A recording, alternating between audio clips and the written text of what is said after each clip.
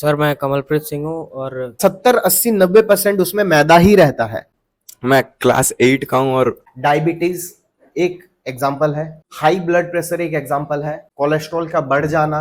तो स्टूडेंट्स, आज हम लोग डिस्कस करेंगे एक बहुत ही इंपॉर्टेंट टॉपिक के बारे में, जिसका बहुत टाइम से पेरेंट्स का रिक्वेस्ट आ रहा था कि सर इस टॉपिक के ऊपर आप एक बार बच्चे लोगों से बात कीजिए और बच्चे लोगों को गाइड कीजिए। तो टॉपिक कुछ इस तरह से है कि हम लोग को फास्ट फूड एक्चुअली में क्यों नहीं खाना चाहिए और बाहर का खाना से ज्यादा प्रेफर हम लोगों को घर का खाना क्यों करना चाहिए। बहुत सारे बच्चों में ये दिखाई देता है कि वो ज्यादातर प्रेफर क्या करते हैं, घर में नहीं खाना और बाहर खाना। और घर में दाल चावल तो वो लोग बिल्कुल जैसे चिढ़ सा जाते हैं, और Maggi, chowmein, Manchurian, pasta. Pasta तो चलो एक हिसाब से ठीक ही है, लेकिन समोसा, वड़े, ये जी हाँ, पास्ता एक हिसाब से ठीक है, वो मैं आपको एक्सप्लेन करूंगा क्यों और कैसे।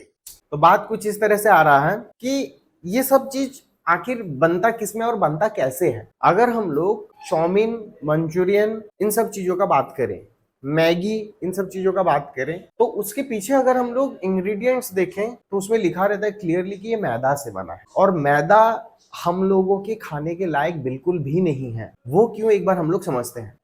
जैसे ही हम लोग ये फास्ट फूड को कंज्यूम करते हैं, फास्ट फूड का नाम, इसका नाम इसलिए रहता है क्योंकि वो बहुत जल्दी बन जाता है। ओके, जैसे कि चाउमीन हम लोग उबाल के रखे रहते हैं, मैगी उबाल के रखे रहते हैं, मसाला वसाला डालो और वो 2 मिनट में रेडी हो जाता है। थोड़ा टाइम लगता है, लेकिन फिर भी अगर देखेंगे तो कंपेरेटिवली नॉर्मल हमारा इंडियन होम कुक फूड जो रहता है, जो हम लोग हाई टेम्परेचर में हम लोग कुक करते हैं, जिसकी वजह से अगर कुछ भी बैक्टीरिया, जर्म्स वगैरह कुछ भी रहता है तो वो किल हो जाता है। तो ये वो थोड़ा टाइम प्रोसेस लेता है, ये भी हाई टेम्परेचर में ही कुक होता है, लेकिन फिर भी इसको क्यों नहीं खाना चाहिए, चलो एक बार हम लोग समझते हैं। सबसे पहला तो ये है कि जैसे हम लोग इसको कंज्यूम करते हैं, मैदा का एक नेचर है चिपकना।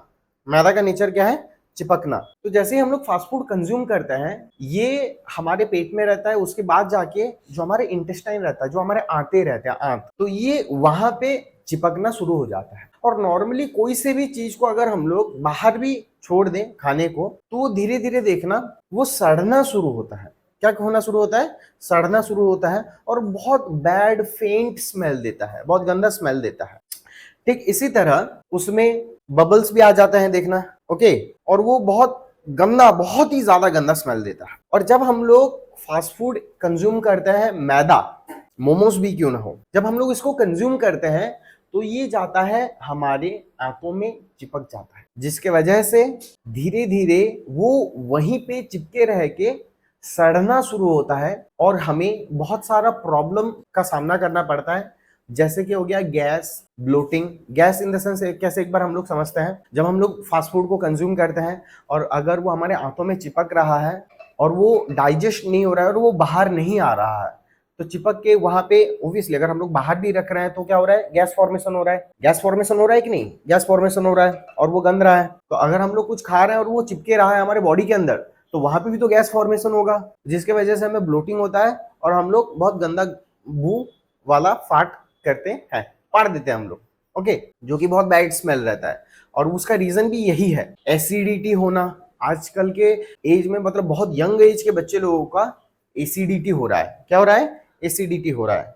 एसिडिटी इन द सेंस क्या, हमारे बॉडी के अंदर एसिड का प्रॉब्लम हो रहा है। जो हमारा खाना पचाने के लिए जो एसिड बनता है, उसका ज्यादा फॉर्मेशन होना और वो फ्लश आउट नहीं होना, या फिर टाइम में फॉर्मेशन ना होना, ज्यादा फॉर्मेशन होना बहुत गलत चीज है, जिसकी वजह से हमारे पेट में अल्सर भी हो सकता है, या फिर हमारे आंतों में भी अल्सर हो सकता है। अल्सर क्या है, अल्सर फिर बाद में जाके कैंसर का रूप ले लेता है। और फास्ट फूड खाने के लिए इसी वजह से मना किया जाता है, क्योंकि बाद में कैंसर होने का डर रहता है। और आप खुद सोच के देखिए, अगर हमें बार बार पेट का प्रॉब्लम लगे रह रहा है, किसका प्रॉब्लम लगे रह रहा है, पेट का प्रॉब्लम लगे रह रहा है, मतलब हम जो खा रहे हैं वो डाइजेस्ट नहीं हो रहा है, अच्छे से पच नहीं रहा है, तो हमारे बॉडी को अच्छे से न्यूट्रिशन कैसे मिलेगा। हमारे बॉडी को अच्छे से न्यूट्रिशन बिल्कुल भी नहीं मिलेगा। और बॉडी को अगर न्यूट्रिशन नहीं मिल रहा है, खाना अच्छे से पच नहीं रहा है, एक जगह पे कोई एक चीज, पर्टिकुलर चीज सड़ रहा है, तो वो बाद में कैंसर ही बनेगा। और ये एक मेजर रीजन है जिसकी वजह से हम लोगों को कभी भी फास्ट फूड इतना ज्यादा रेट में एटलीस्ट तो कंज्यूम नहीं करना चाहिए। मैं जानता हूँ आप बच्चे लोग बोलोगे कि सर अचानक से ऐसा छोड़ना तो पॉसिबल ही नहीं है, लेकिन एक चीज याद रखना, हम जो भी करते हैं हमारे अच्छे के लिए अगर हम लोग करें तो वो हमारे लिए ही बेनिफिशियल रहता है। तो अभी हम लोग कुछ अल्टरनेटिव्स जानेंगे कि अगर हम लोगों को फास्ट फूड का क्रेविंग हो रहा है, किसका क्रेविंग हो रहा है?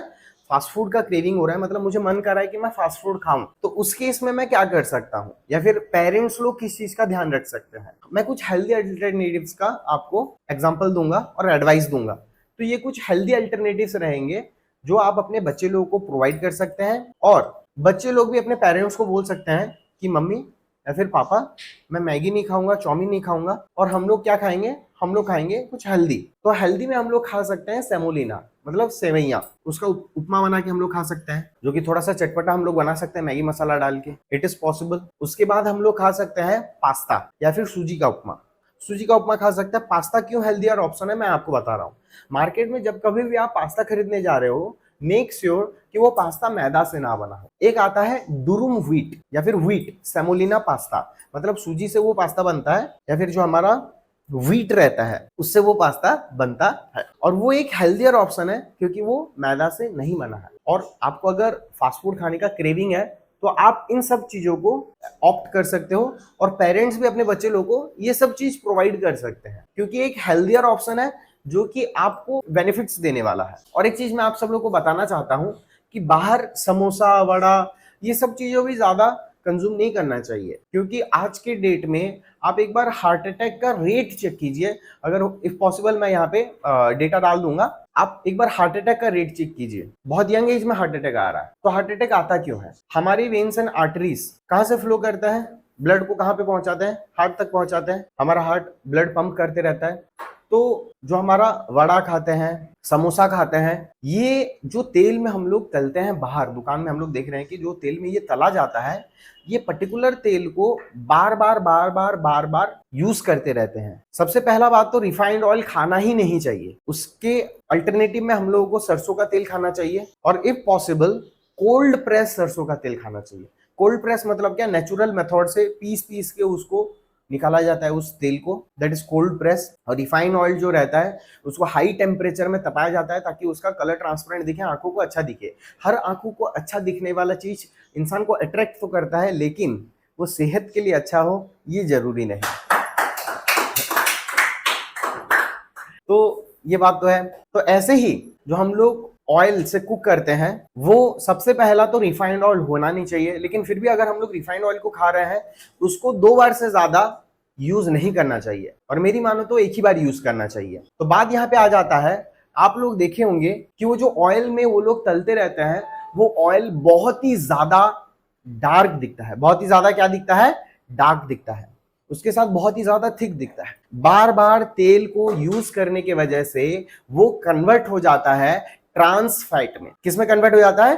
ट्रांस फैट, जिसको हम लोग जब कंज्यूम करते हैं हमारा कोलेस्ट्रॉल लेवल बढ़ता है। कोलेस्ट्रॉल 2 तरह के होते हैं, एक रहता है गुड कोलेस्ट्रॉल और एक रहता है बैड कोलेस्ट्रॉल। जैसे ही हमारे बॉडी में बैड कोलेस्ट्रॉल का मात्रा बढ़ेगा, हमारे आर्टरीज में ब्लॉकेज आना शुरू हो जाएंगे, जहां से हमारा खून बहता है या फिर ट्रांसपोर्ट होता है। और जैसे ही हमारे आर्टरीज में ब्लॉकेज आना शुरू होगा, उसका वॉल थिक होगा, ब्लड फ्लो ना कर पाने की वजह से हार्ट अटैक का बीमारी भी आता है। और जैसे जैसे हम लोग ज्यादा ट्रांस फैट वाला खाना खाते हैं, पैकेज्ड फूड खाते हैं, वह ज्यादा ट्रांस फैट वाला फूड खाते हैं, पैकेज्ड प्रोसेस्ड फूड खाते हैं जहाँ पे सैचुरेटेड फैट रहता है, और भी मैदा खाते हैं, तो ये हमारे बॉडी में बहुत ज्यादा चर्बी जमाना शुरू करता है और हमारा वेट को बढ़ाता है।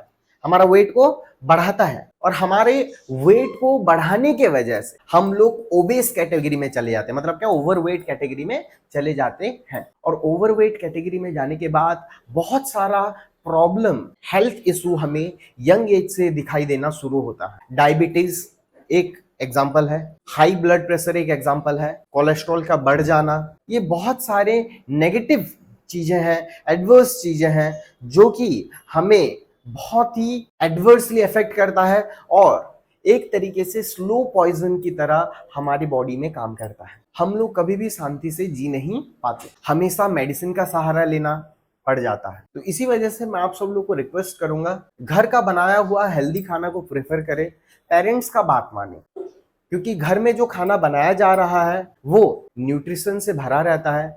अभी मुझे आप बताइए कि एक बार आप खुद से गूगल कीजिए मैदा में क्या न्यूट्रिशन है, जो कि हमें बेनिफिशियल होगा। मैदा खाने से कैंसर होता है कि नहीं होता है, अब वो भी एक बार गो थ्रू कीजिए। जो कुरकुरे, चिप्स ये सब हम खाते हैं, उसको प्रिजर्व करके रखने के लिए 3 महीना, 4 महीना, 1 साल तक वो खराब ना हो बोल के उसमें क्या डाला जाता है, उसमें डाला जाता है बहुत सारा प्रिजर्वेटिव, एसिडिटी रेगुलेटर, जो कि केमिकल है। और हमारा बॉडी केमिकल को पचाने के लिए नहीं बना है। हमारा बॉडी जिस चीज को पचाने के लिए बना है, हमें वो चीज खाना चाहिए। तो चिप्स, कुरकुरे अगर आप खा रहे हो तो मैं आपको मना नहीं करूंगा कि डायरेक्टली सब बंद कर दो।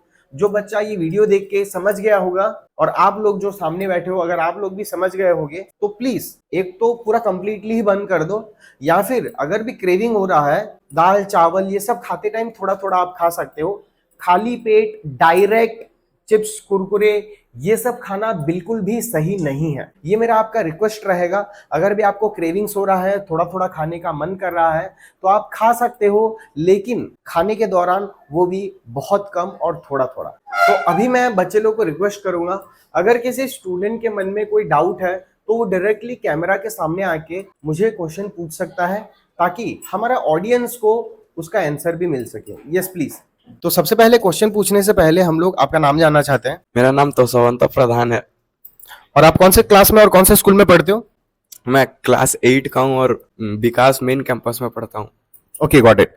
तो आपका क्वेश्चन क्या है? मेरा क्वेश्चन ये है कि जो आटा है वो भी व्हीट से बनता है और जो मैदा है वो भी तो व्हीट से ही बनता है, तो फिर आटा हेल्दी क्यों है और मैदा अनहेल्दी क्यों है? तो आपका क्वेश्चन ये है कि जो आटा है हमारा रेगुलर आटा, वो भी व्हीट से बनता है और मैदा जो है वो भी व्हीट से ही बनता है, तो वो अनहेल्दी क्यों है? आपको क्या पता है कि जो हमारा मैदा रहता है उसका दूसरा नाम क्या है, या फिर इंग्लिश में उसको क्या बोला जाता है? उसको बोला जाता है रिफाइंड फ्लावर। मतलब क्या? जो व्हीट है उसको रिफाइन करके उसको मैदा में बनाया जाता है, और जो मैदा रहता है रिफाइन होने के बाद, मतलब आटा रिफाइन होने के बाद उसका सारा न्यूट्रिशनल वैल्यू खो देता है। मतलब उसमें न्यूट्रिशन तो कुछ बचा ही नहीं, ना के बराबर बचा। और न्यूट्रिशन ना बचने के अलावा उसका जो मैदा का जो चिपचिपा नेचर आ जाता है, गोंद की तरह यूज करें तभी अच्छा है, क्योंकि अभी उसमें तो कुछ बचा ही नहीं है। और उसको कैसे हम लोग, और वो क्यों हमारे सेहत के लिए बुरा है, वो भी मैंने आपको बता दिया कि आंतों में चिपकने के बाद वो सड़ना शुरू होता है और हमें बहुत सारा प्रॉब्लम शुरू होता है। ब्लोटिंग हो गया, एसिडिटी हो गया, उसके साथ कैंसर जैसा बड़ा बड़ा बीमारी भी फ्यूचर में निकल सकता है। तो आपका क्वेरी रिजॉल्व हो गया? हाँ। Okay, got it. तो और कोई स्टूडेंट जो मुझे कुछ क्वेश्चन पूछना चाहता है हमारे दर्शकों के लिए? Yes, any student? Yes please, you come. मेरा नाम आयुष कुमार पंड्या है। मैं कृष्णा विकास में पढ़ता हूँ।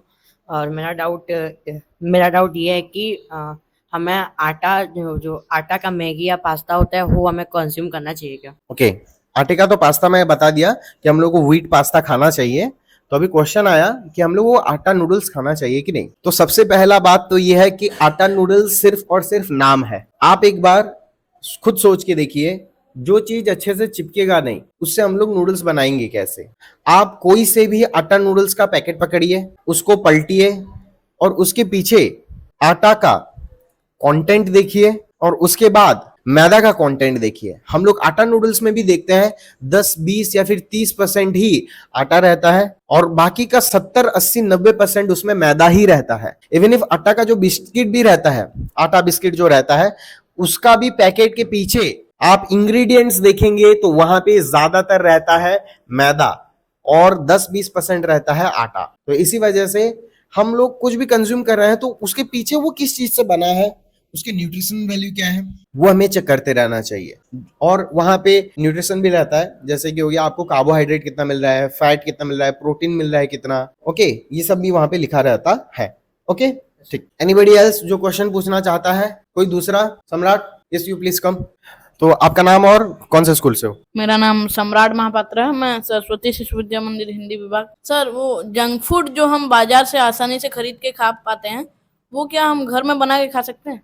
तो आपका क्वेश्चन बहुत सही था। तो आंसर ये है कि हाँ, खा सकते हैं, क्योंकि देखिए बाहर तेल को रिपीटेडली इस्तेमाल किया जा रहा है। ओके, तो हम लोग अगर देखें तो घर में हम लोग जो इंग्रेडिएंट्स यूज करेंगे, इस्तेमाल करेंगे, अगर सेम इंग्रेडिएंट भी इस्तेमाल करते हैं तब भी घर में वो थोड़ा सा हेल्दियर ही होगा। तो अगर आपको क्रेविंग हो रहा है, मन कर रहा है, तो महीने में 1-2 बार आप बना के घर में खा सकते हो, उसमें कोई भी दिक्कत नहीं है। लेकिन कंप्लीटली अवॉइड करो बाहर खाना, क्योंकि बाहर जो चीज आसानी से बन जाता है, बाहर जो चीज आसानी से मिल जाता है, उसको बार बार खाने का मन करता है।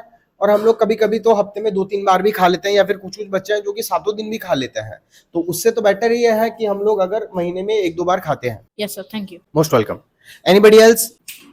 तो अभी और हमारा फाइनल क्वेश्चन का आंसर हम लोग देंगे। यस प्लीज, यू आ जाइए।